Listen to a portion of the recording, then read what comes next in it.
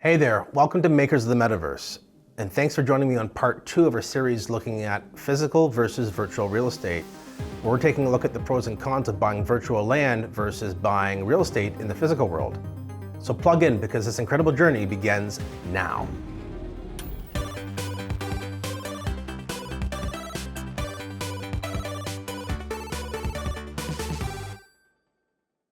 I travel down the road. You can travel for 1,000,000 miles. Redesigning everything in a digital style. Such a beautiful creation, can't believe I got to see it first. Coming round to meet you on the far side of the metaverse. Got my hand upon the wheel, I'm a maker of the metaverse. When we last left off, we were looking at the different ways you could put your land to use in the metaverse. So let's take a deeper dive on this. If you aren't looking to build anything too elaborate just yet, you can still put your land to work by renting it out. So if you pick the right land in the right metaverse, you'll be able to satisfy in-world demand by renting it out, and thus creating a positive cash flow scenario for yourself. One perk here is you don't have to worry about getting a call from your tenant at 2 a.m. letting you know that your pipe burst and your basement is now flooding. And you don't have to worry about a tenant not paying rent on time either, because if they do, you can instantly revoke access to the land. And this is the beauty of smart contracts. Metaverses that offer a rental feature on their land will make use of this. And yes, this means that you won't have the headache of a tenant refusing to leave your home and thus requiring an eviction. Ever hear horror stories from landlords that have had tenants that end up destroying their home in a fit of rage, costing them tens of thousands of dollars? Yeah, this won't be happening in the metaverse.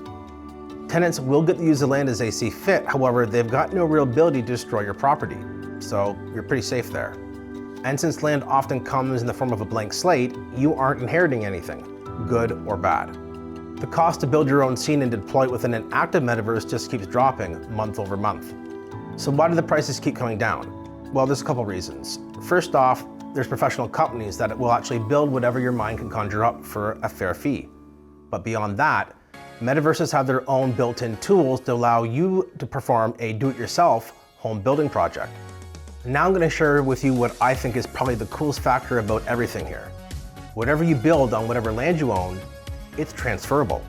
And yes, this means that you can build a structure and deploy it on one land that you own, and then take that same exact structure and deploy it on another land that you own. And if you don't want to copy the same structure you have on another land that you own, you can actually take that original structure and just move it up and over onto another land that you own, back and forth as many times as you want at no cost. These factors help justify your upfront building cost, knowing that the upkeep is minimal since you could take a good build and reuse it over and over and over again. With physical real estate, renovations can be expensive and time-consuming, but with virtual real estate, it can be a quick and cheap fix. Now, when it comes to physical real estate, the most important factor is always, and I'm sure you heard this many times before, location, location, location. And while I can confirm for you that location does play a role in virtual real estate, it's not always the be-all end-all like it is in the physical world. You see, in the virtual world, you may very well be able to teleport around any given metaverse depending on how transportation works. And even if you can't teleport directly, your journey from one end of the city to the other is going to take a lot less time. This is generally considered a good thing, since you don't necessarily have to drop the big bucks to get a high-end location in the metaverse just to be seen and heard. People can and will easily find you enough if you've got something worth their time to come check out. Metaverses have limited amounts of land, which is a concept called digital scarcity. And this ensures that a well-run metaverse won't have endless amounts of land, which basically becomes worthless. Having digital scarcity also ensures that a small group of people can't show up first and commoditize all that land at little to no cost. It takes a lot of time and money to build and maintain a metaverse, and land sales often act as a way for the companies behind that metaverse to acquire operational funding. Given that humans have always gravitated toward things that are unique and scarce, it's little surprise that NFTs like virtual land are following the same blueprint as fungible assets like Bitcoin and Ethereum. So basically, scarcity matters. And perhaps the biggest perk of all when buying virtual real estate over physical real estate is, with the metaverse, it's still in its infancy. There aren't millions of speculators, tens of millions of residential homeowners, and thousands of mega brands infiltrating the metaverse, at least yet. So for anyone who dares to dream big enough, you've got no real competition blocking your path. And this simply isn't true when it comes to physical real estate, given how big of a market it is and how long it's existed for. Okay, I know what you're probably thinking right about now. Jason, this sounds amazing. It's almost too good to be true. Well, I've got some sobering news for all of you. In life, when something sounds too good to be true, it almost always is. In the case of the metaverse and virtual land, this rule still applies. Well, kind of. Now, I did warn you at the beginning of this episode that there are some very real cons to virtual real estate that don't exist in the physical world. Or if they do exist, they're much less of an issue than their virtual counterpart. But what am I talking about? Well, for starters, no matter what anyone tells you, there's a great deal more risk involved with buying virtual real estate than there is physical real estate. You don't have to worry about your 2-bedroom condo in downtown Toronto getting hacked and stolen, but with virtual real estate, it can. And people in the physical real estate world aren't worried about forgetting the password to their wallet or losing access to their seed phrase that goes along with it. Beyond this, you have the very real complication of buying land in the right metaverse, and there's a lot of them. This gets even riskier when you factor in that most of the existing metaverses today are going to fail. They're not going to be around in a decade's time. And even if some of those metaverses do end up making it, the likelihood that your land is going to appreciate astronomically is pretty slim. So while paying $300 US for an acre of land out in the New Mexico desert doesn't exactly inspire many of us, at least we know that it can't be hacked and stolen, and it'll be there to use in the future. There's more though.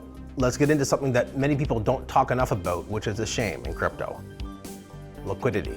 If you need to free up capital, good land will sell in the physical world. It always has, and it always will. The same rule applies to virtual real estate, but to a much lesser extent. Simply put, there are just not enough people yet in these markets to create a robust economy. So when it gets bad in crypto, it can get downright brutal. What this means is that you could find yourself in the dubious position of struggling to sell prime virtual land in the top metaverse depending on what the market sentiment was at the time. With physical real estate, there are literally trillions of dollars circling around that economy, so the odds of you being stuck with good land unable to sell is pretty low compared to virtual real estate. High-end virtual real estate that's priced right will eventually sell given enough time. But you may not have that time to wait if you have a financial emergency that you have to deal with. You can also cash flow physical real estate a lot easier than you can virtual real estate for the reasons that we just addressed. And perhaps the most obvious advantage that physical real estate has over virtual real estate is that with a home in the physical world, you can always live in it. And if it's just land that you own, you can always build a house on top of it and then make it your primary residence. Bottom line is that no one truly needs virtual real estate, and they probably never will. But every one of us does need a roof over our head every single day, rain or shine. This reason alone is often enough to drive people to invest into physical real estate and completely ignore the virtual counterpart. Lastly, there are literally millions of resources out there to utilize when it comes to physical real estate today. You have real estate agents, brokers, MLS, Airbnb, plus your own personal network, which will likely come in handy to you at some point along your physical real estate journey. And this is a really good thing, because for most of us, buying physical real estate will be the biggest investment we make in our lifetime. Conversely, in the virtual world, you will find that useful information is few and far between. In fact, this is one of the exact reasons we're doing this episode right now, to help people like you along your journey in the metaverse.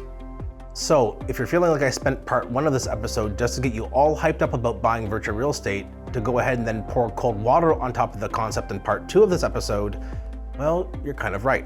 The entire point behind doing this episode in the first place is to show you the good, the bad, and the ugly behind buying virtual real estate in the metaverse. Look, at the end of the day, we're taking virtual real estate, a new asset class, and comparing it to physical real estate, an asset class that's been around for a very long time and is global in its reach. Each one has its own pros and cons, so there really isn't a right or wrong answer here. Many people own both virtual and physical real estate, including yours truly. Personally, I see a very bright future for virtual land and metaverse projects that have what it takes to succeed long term. And to be honest, today, physical real estate markets are completely out of touch with reality when it comes to pricing. Home ownership affordability has never been so far away from most people, and with rising interest rates, it just adds to the misery, and this often leaves the only viable option for others to be renters. The virtual world, in comparison, is like an open field. I'm often reminded of that scene in the movie Far and Away with Nicole Kidman and Tom Cruise. Near the end of the movie, they're running through fields and meadows, rushing to quite literally stake their claim to their own beautiful plot of land.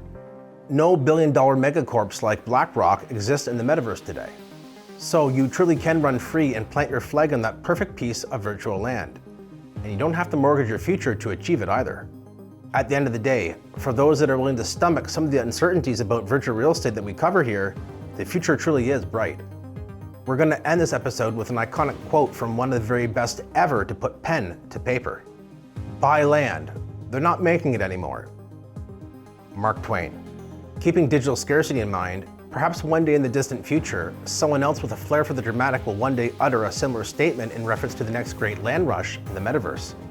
Thanks for joining me today, and be sure to check out the next installment in this series as we explore this new world like no one has ever done before. Until next time, have fun, enjoy life, and I will see you on the far side of the metaverse.